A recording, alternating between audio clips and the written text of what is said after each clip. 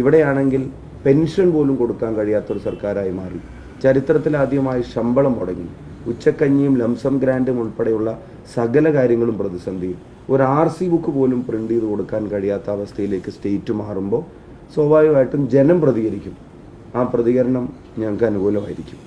പിന്നെ വടകരയെ സംബന്ധിച്ചിടത്തോളം അടുത്ത ഫാക്ടർ എന്ന് പറയുന്നത്, വടകര സമാധാനം ഇഷ്ടപ്പെടുന്ന ആളുകളാണ്.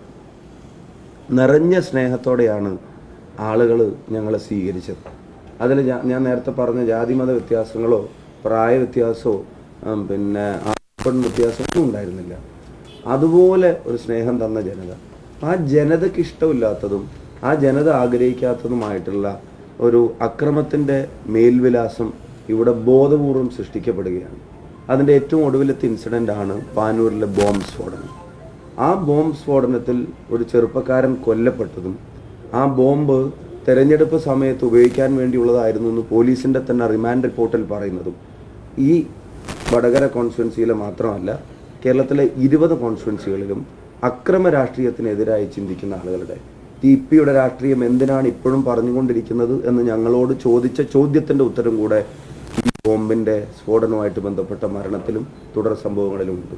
അപ്പോൾ അക്രമ രാഷ്ട്രീയത്തിനെതിരായി സമാധാന രാഷ്ട്രീയം വിജയിക്കണമെന്ന് ആഗ്രഹിക്കുന്നവരും അതിൽ ഞാൻ ഉറച്ചു വിശ്വസിക്കുന്നു, CPMൻ്റെ സാധാരണ ചില പ്രവർത്തകർ പോലും ഇത്തവണ അവരുടെ വോട്ട് രേഖപ്പെടുത്താൻ പോകുന്നത് ഞങ്ങൾക്കായിരിക്കും.